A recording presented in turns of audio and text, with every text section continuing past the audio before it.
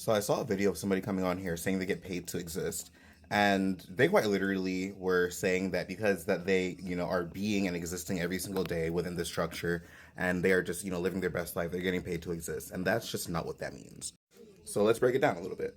When people say they get paid to exist, it could be a couple things, but it predominantly means that the energy that you have, the knowledge that you have, the person that you are attracts in opportunities, attracts in literal money, or attracts in, surprises or things like that. I've had the experience of just randomly finding a lot of money. Like, I found lots of money throughout my journey. And I don't know, maybe it's because I've just been receptive to that. But then there's also, you know, the fact that that's not exactly a sustainable means. It's not something that's consistent or something that will actually, benefit you in the longest run. I can't just trust myself to find $1,000 on the floor whenever I need my rent paid or my bills paid. So other ways that people get paid to exist, and I mean 9 out of 10 of these coaches that say they get paid to exist on here, they will literally have coaching sessions. They will have products in their store. They will have affiliate links. They'll have things like that. So a lot of times when people get paid to exist, they have a funnel for that energy and for that money to come into. Like many times that is the path of least resistance for that money to come into their experience. There are people who have sugar daddies and sugar mamas and stuff like that. So when people say they get paid to exist, I think it's important to note that that means something a little bit different for a lot of people, but predominantly means that you are attracting in income passively. Even if you have like, a business, right? You're attracting in clients. I get paid to exist. I do, or I set up this framework for money to then flow towards me, be it through this, be it through that, be it through whatever means it is.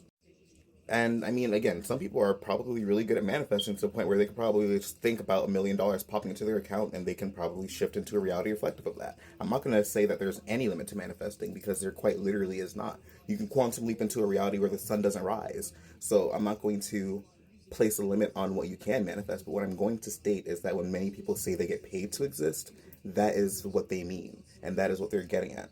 And you don't have to believe me. Test it out. Every time a content creator comes on your page and they say they get paid to exist, go check their links and see what they have there. I can guarantee they got one-on-one coaching. They have books. They have this. They have all these things that they're selling. And I'm not saying that's a bad thing at all. But I am saying that it's good to be mindful about what you are associating certain meanings to. So that when you are seeing these content creators saying on here they get paid to exist, they get paid to exist, you're not like feeling like you're missing the mark. It's just there are a lot of misunderstandings that I see get perpetuated, and I think it's important that, especially because of the harm that some of those misunderstandings have caused within my own journey, that we are discerning to the best of our ability. The thing that gets difficult is that you can only act out of the level of awareness that you have and that you hold.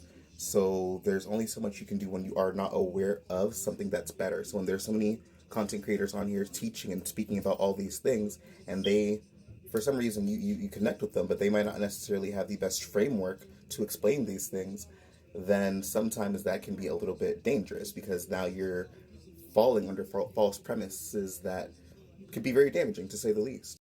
Like, I love me some Bashar and Abraham Hicks, but I will also forever be one of their biggest critics because some of the things that they say are just, and this is partially because they are trans channeling. They are completely allowing another energy to be what gets translated into to individuals, right? So many times it's not that they are saying things that are incorrect, but it's important to know that the perspective that this information is coming from doesn't necessarily get it's important to know that it needs to be filtered through the human experience, and we need to be able to understand where we lie within the information that we're getting and how we are able to operate within that paradigm.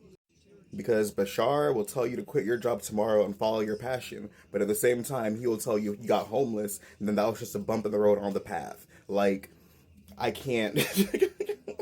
When you probably could have just kept your job, went towards your passion, and then eventually started like working something out and balanced it out. So be very mindful about like what you're consuming, and like just because somebody has a level of spiritual knowledge and the things that they're saying resonate to a certain degree doesn't mean that everything they're going to say has weight or is relevant or is important. And take that with a grain of salt, even for the things that I say.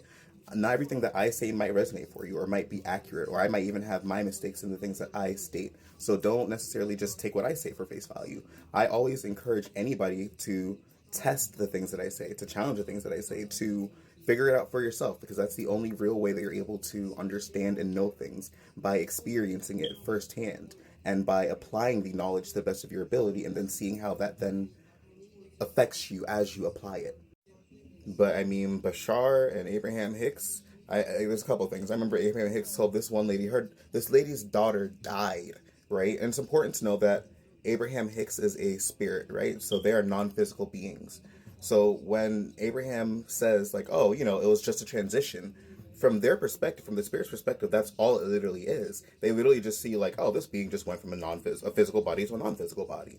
But from the human perspective, like that grief is insane. Like I couldn't even imagine the amount of pain that a being would have to go through to lose their child, right?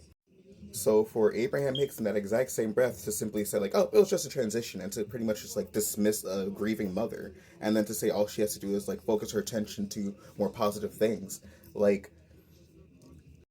just because somebody has a spiritual gift and just because somebody has a lot of knowledge, it doesn't necessarily mean that every single thing they say is going to be applicable, or at least not in the way that you are able to integrate it, or that's practical, to be honest. And I will forever state that Bashar and Abraham Hicks have still been some of my greatest teachers, because I've gained a lot of genuine knowledge and wisdom from them.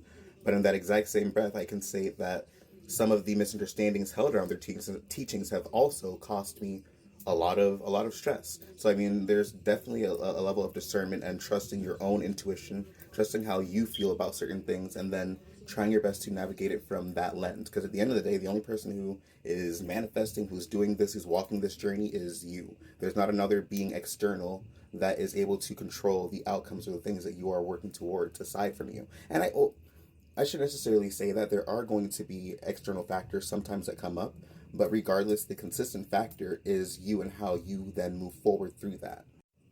Everybody on here is, they themselves are trying to make money. I myself, I'm not even gonna lie, I myself am trying to become abundant through TikTok, through social media, through these avenues. So I mean, I have no reason to lie about that. I'm going to be transparent. So, but in that exact same breath, just because I that is my intention, or one of my intentions, what one of my biggest intentions with that still is that I hope to then be able to share information that I genuinely wish I knew as I was going through my journey, something that I really believe would have been beneficial to me, that could have saved me like an insurmountable amount of suffering that I wouldn't have wished on anybody. So I say this to state that many people have good intentions. Some people just have the intentions of making money, and some people have both. And I think it's really important to be discerning about what you follow, because some of these content creators on here will say the most heinous, backwards, like fucked up things, and y'all will just eat it up. And I see them have hundreds of thousands of views, and it's scary. Like, for content creators to get on here and say that children have literally been assaulted because it was like their soul's plan for some higher purpose. I can't. I can't. I cannot. Like, there's so many things that people completely misunderstand and miss the mark, because there are other correlations and other concepts that get wildly conflated and misunderstood.